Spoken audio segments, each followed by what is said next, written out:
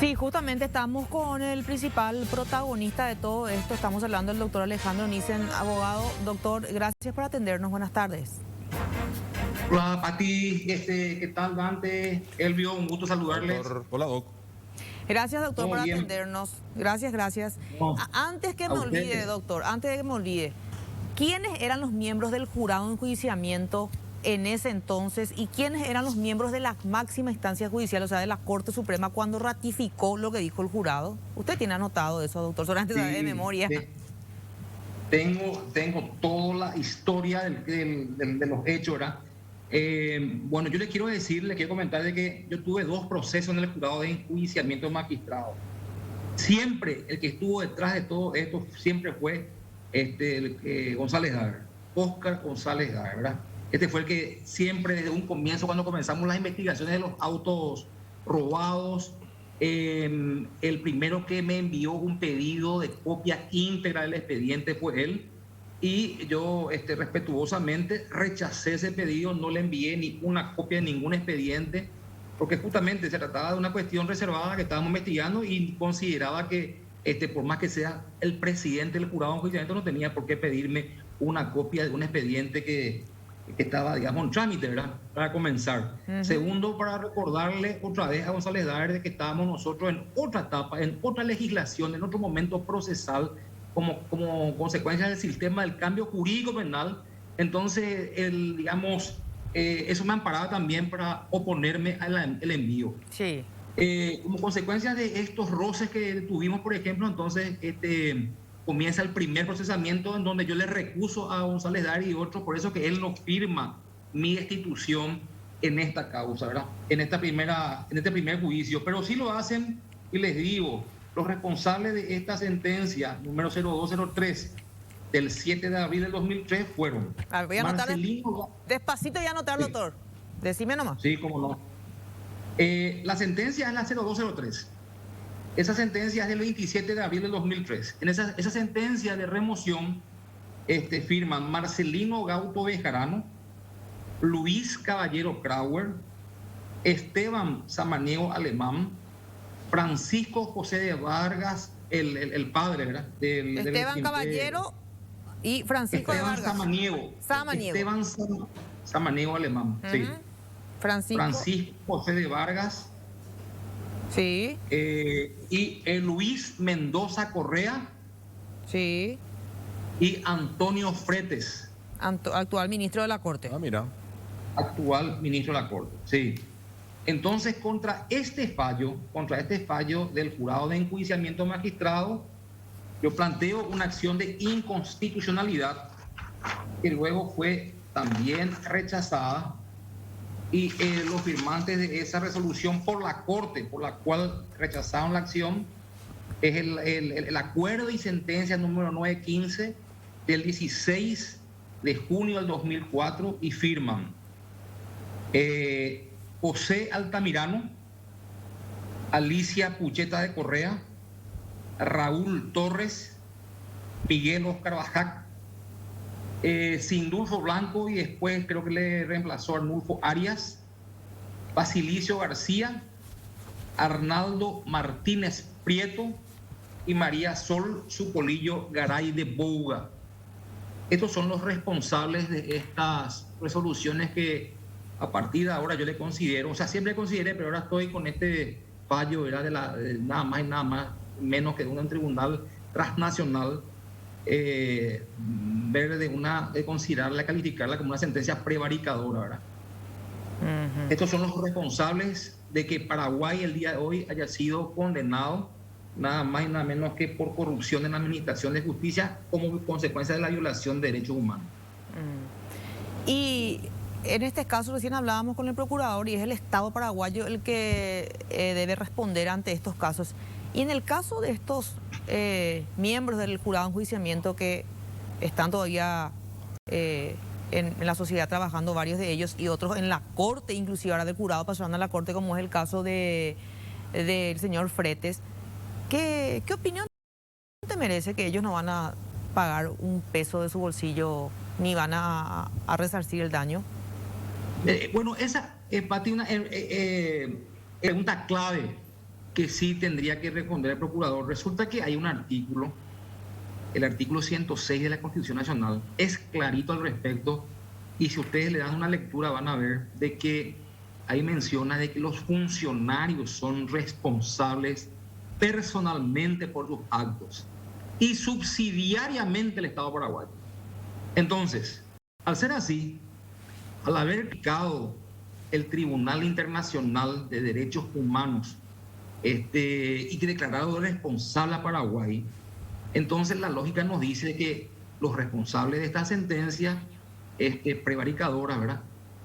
Son estas personas. Por tanto, lo que yo creo que el procurador debiera hacer es estudiar la posibilidad de hacer una demanda, o sea, una demanda, digamos, en el caso que pague el Estado paraguayo, hacer una demanda por repetición, ¿verdad? Y hacerle responsable a estas personas del desembolso que pueda hacer el Estado paraguayo.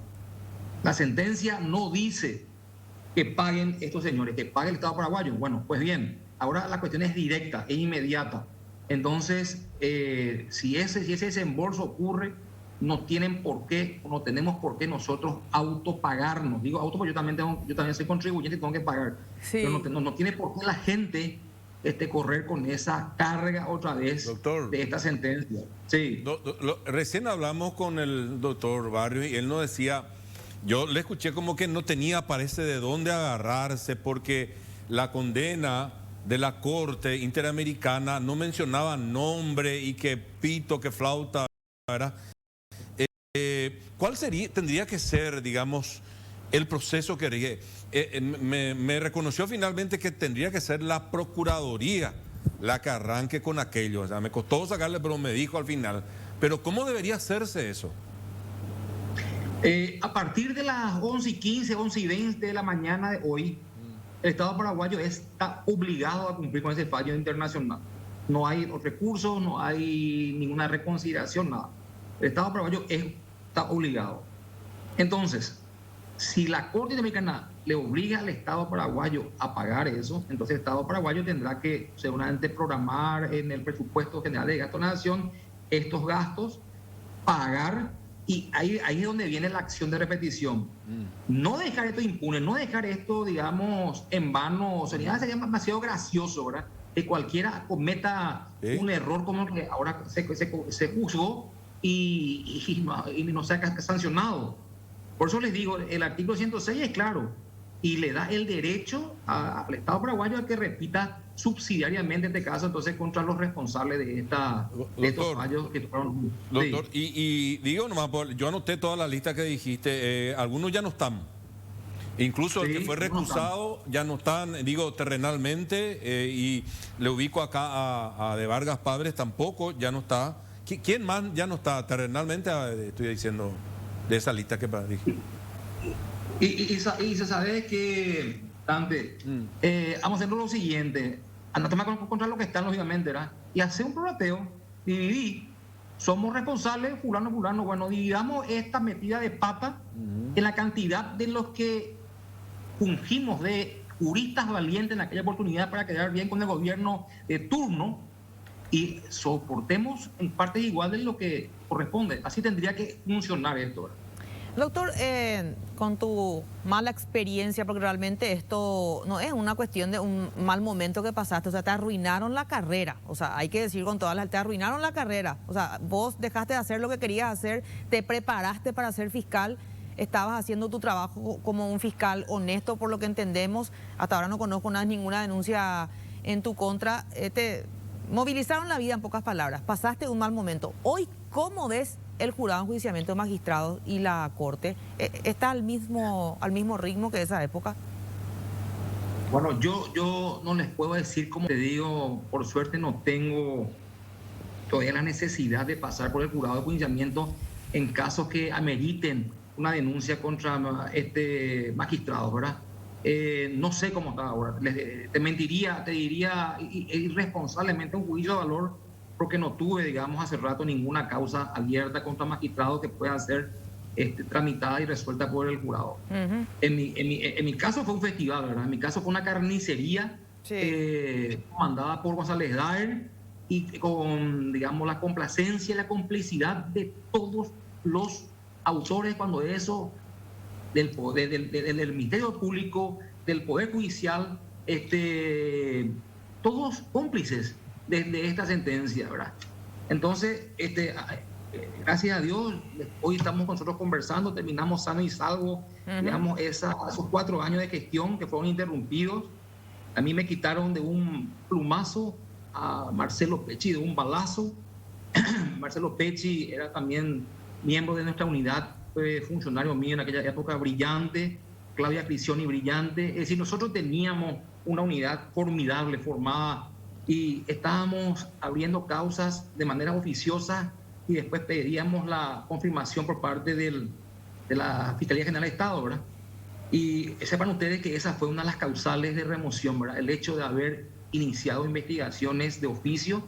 En eso se basó el jurado, olvidando el jurado de que nosotros estábamos legitimados con resoluciones del fiscal adjunto Marco Alcaraz para esta investigación, ¿verdad? Qué bárbaro. Imagínense.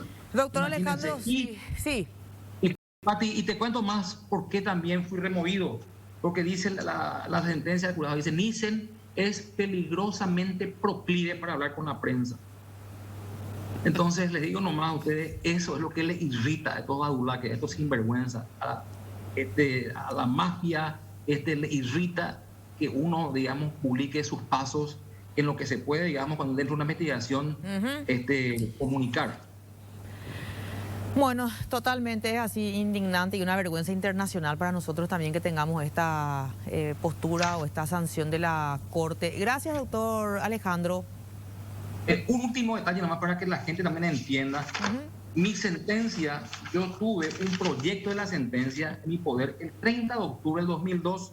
El 30 de octubre del 2002 yo ya sabía que iba a ser destituido. Ese proyecto de sentencia yo compartí, les entregué una copia a Luis Vareiro y a Guillermo Domanici y deposité esa sentencia en una escribanía. El día que le imputé a González Daer por el tema del vehículo robado, ese mismo día, ¿verdad?, que ocurrió después de 6 meses, la imputación, ese mismo día, el jurado de enjuiciado magistrado utilizó este proyecto, porque yo traje de la escribanía y abrimos los sobres, llamé a la gente, a la prensa, ¿verdad?, a quien les doy las gracias totales por toda la cobertura, todo el acompañamiento que hicieron conmigo y fuimos documentando paso a paso todo lo que iba ocurriendo. Les agradezco muchísimo todo eso. Bueno, y les cuento nomás, 6 meses antes de mi institución ya tenía mi sentencia y es la que se usó el día que votamos a González Daer. Qué vergüenza realmente. Doctor, gracias por atendernos una vez más. Cuando ustedes quieran. Gracias a ustedes por el interés. Bueno, Alejandro Nissen, hoy que el Estado va a tener que responder lo que le hizo hace algunos años.